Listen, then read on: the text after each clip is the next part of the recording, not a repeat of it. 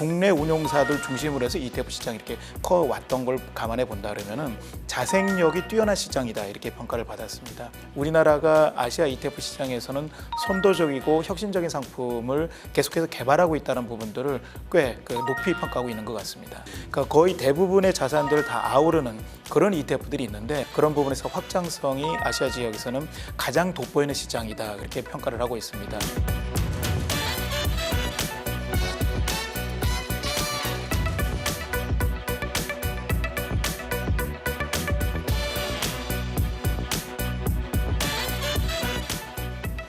네, 시청자 여러분 안녕하십니까? 토마토 인터뷰 소통의 허준식입니다. 자, 요즘 시장이 지수 관련 대형주 위주로 움직이다 보니까 아무래도 소형주에 투자하는 것보다는 그런 좀 지수에 연결된 흐름에 추종하는 또 투자하는 그런 그 부분들이 유리한 것 같습니다. 자, 그러한 상품들 중에 하나가 바로 ETF인데요. 오늘 소통에서는 삼성증권의 정균 이사님 모시고 이와 관련된 이야기를 잠깐 좀 들어보도록 하겠습니다. 안녕하십니까? 네, 안녕하십니까? 네, 시간 내주셔서 좀 감사드리고요. 예. 자, 먼저 좀 드려볼 질문은 지난 9월에 이사님께서 미국에서 열렸던 모닝스타 ETF 컨퍼런스 2017에 다녀오신 걸로 아는데요. 예, 그렇습니다. 그 자리에서 우리가 업력으로 보면 한국 ETF가 그렇게 뭐 오래되진 않았었는데 아주 뭐 ETF 이머징 쪽에서는 가장 선진적인 시장으로 좀 평가받은 것으로 알고 있는데 우리가 단기간에 이렇게 호평을 받았던 배경이 좀 뭐라고 보십니까? 예, 제가 9월 초에 미국 시카고에서 열린 말씀하신 그 모닝스타가 주최한 그 ETF 컨퍼런스를 다녀왔습니다. 참석 인원이 한 600에서 700명 정도 되고 미국 전역에 ETF 관련 운용사와 투자자문사 그리고 또 많은 기관 투자자들이 참석을 했었는데요.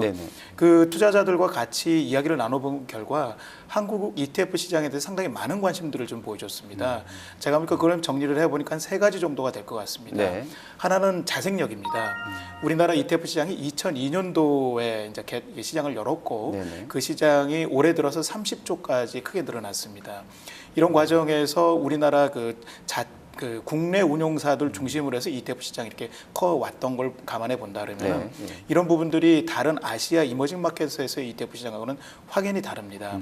홍콩만 하더라도 선진 시장인데도 불구하고 홍콩 자체 로컬 운용사들이 운용하는 ETF보다는 상대적으로 외국계 운용사들이 운용하는 ETF들이 많았고요. 일본 같은 경우는 아시다시피 일본 중앙은행이 ETF를 전체 한 60% 이상 매입을 하고 있는 상태입니다. 그러니까 특정한 주체가 이렇게 시장을 끌고 가고 있다고 봐야 되는데 반면에 우리나라 같은 경우는 외국인 투자자와 개인 투자자 그리고 국내 기관 투자자들이 모두 그러니까 동일하게 이렇게 시장을 좀 참여를 하면서 시장을 좀 커 나가고 있기 때문에 그런 부분에서 자생력이 뛰어난 시장이다 이렇게 평가를 받았습니다. 두 번째는 확장성입니다. 우리나라 ETF 시장 같은 경우는 국내 투자형과 해외 투자형이 있고 그리고 또 국내 투자형 같은 경우도 주식과 그러니까 그 시장 지수와 섹터 그리고 또 스마트 베타나 테마형 ETF들이 있습니다. 또 채권 ETF도 있고요. 해외 투자 같은 경우는 선진 이머징 마켓 그리고 또 통화 ETF 그리고 또 선진 채권 ETF 또 커머디티 ETF까지 그러니까 거의 대부분의 자산들을 다 아우르는 그런 ETF들이 있는데 이런 ETF 시장이 아시아 지역에서는 그렇게 흔하지가 않습니다. 일본만 하더라도 겨우 우리를 좀 따라오고 있는 상황들이기 때문에 그런 부분에서 확장성이 아시아 지역에서는 가장 돋보이는 시장이다 그렇게 평가를 하고 있습니다. 세 번째는 혁신성입니다. 그 ETF 시장에서 아시아 지역에서 레버리지나 인버스 같은 이런 새로운 ETF가 이렇게까지 성공한 사례가 크지 않고 이런 부분들이 다른 대만이나 중국 같은 데서도 그리고 또 홍콩 같은 데서도 우리나라 ETF 시장을 좀 벤치마킹하고 있는 정도이기 때문에 우리나라가 아시아 ETF 시장에서는 선도적이고 혁신적인 상품을 계속해서 개발하고 있다는 부분들을 꽤 높이 평가하고 있는 것 같습니다. 네, 아주 폭넓게 지금 저희가 확장도 되고 있다는 설명도 해주셨는데요. 그 또 이제 운용사들로 봤을 때는 이제 삼성자산운용에서 내놓고 있는 코덱스 200 같은 경우는 저희가 알기로는 뭐 시총이 한 6, 7조에 육박해 있는 그런 상황이고요. 그리고 미래에셋의 타이거 같은 경우는 이제 한 2조 원 한 초중반까지 올라와 있습니다. 이렇게 지수에 연결되어 있는 부분들의 ETF는 저희가 알기로 시총도 좀 커져 있고 또 거래도 좀 많은 반면에 또 활발하지 않는 쪽으로 보면 또 업종 ETF 같은 경우는 상대적으로 상장은 좀 많이 돼 있는 것 같은데 맞습니다. 거래 대금이 좀 약하다 이런 생각도 해보게 되는데요. 그렇게 되는 어떤 특정한 이유가 있을까요? 우선은 우리나라 코스피 200을 따라가는 ETF들의 시장 규모가 한 8조 정도 됩니다. 전체 30조 ETF 시장에서 상당한 비중을 차지를 하고 있거든요. 그만큼 이제 시장에서 이런 인덱스형 투자 상품들이 많지 않았다는 게 하나의 반증일 것 같고, 또 하나는 지수를 대상으로 해서 그 파생 상품을 활용하지 않고도 레버리지나 인버스를 투자할 수 있는 레버리지 ETF, 인버스 ETF들이 코스피 100을 추종하고 있는 상태들이기 때문에 같이 연계된 상품들이 워낙 많다 보니까 이쪽 시장이 좀 커졌다고 볼 수 있겠습니다. 사회자님께서 지적하신 것처럼 섹터 ETF나 다른 ETF들 같은 경우는 아직 거래가 좀 충분치는 않습니다만은 최근 시장 흐름을 본다 그러면은 기관 투자자들도 이런 섹터 ETF에 대한 중요성이나 활용 가능성들을 많이 고민을 하고 있고 실제로 투자를 좀 일부 하고 있습니다. 또한 ETF 시장 같은 경우는 아시다시피 이제 실제 거래가 되는 거래량도 중요하긴 하겠습니다만은 그 안에 들어가 있는 종목들이 어떤 구성을 하고 있는지, 그리고 또 이런 구성들이 현재 테마와 현재 트렌드에 얼마만큼이나 맞는지, 이런 부분들이 더 중요하지 않을까 싶습니다. 그래서 만일 그 투자자분들께 직접 투자를 하고 싶으시다 그러면은 언제든지 그쪽에 주문을 하시게 된다면은 유동성 공급자들이 항상 물량을 공급할 수 있는 상황들이 존재하기 때문에 그렇게 본다 그러면은 유동성이 현재 적다 그래서 이것들이 어떤 그 저조하다거나 아니면은 침체되어 있다기보다도 아직 관심들이 충분히 좀 높아지지 않았다, 그렇게 평가할 수 있을 것 같고요. 앞으로 2017년, 2018년 이후에는 시장 지수형 ETF뿐만 아니라 지적하신 것처럼 섹터형이나 테마형 ETF들도 거래가 좀 더 활발해질 걸로 그렇게 기대를 하고 있습니다. 그리고 제가 좀 ETF를 보면서 궁금했던 것 중에 또 하나는 그 ETF 하면 저희는 직관적으로 그냥 약간 지수를 추종하고 따라가게 되는 어떻게 보면 좀 수동적인 형태로서의 생각만 좀 하게 되는데, 혹시 그 ETF에도 약간 그 공격적인 액티브한 면들이 좀 가미된 플러스 알파라고 좀 해야 될까요? 그런 전략들이 좀 가미된 펀드들도 있을까요? 아예 액티브를 표방한 펀드들이 올해 나왔습니다.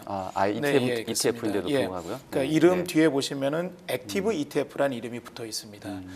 이런 상품들 같은 경우는 지금 그 주식형은 아직 나오질 않았고 그 채권형 위로 좀 나와 있는 상태들입니다. 그러니까 그냥 일반적인 채권 지수를 따라가는 게 아니라 매니저가 그 어떤 재량적으로 채권의 듀레이션이나 어떤 편입 채권들의 종류들을 결정을 해서 시장보다 초과 수익을 추구하는 그런 펀드들이 지금 그 액티브 ETF로 좀 나와 있는 형태들이고요.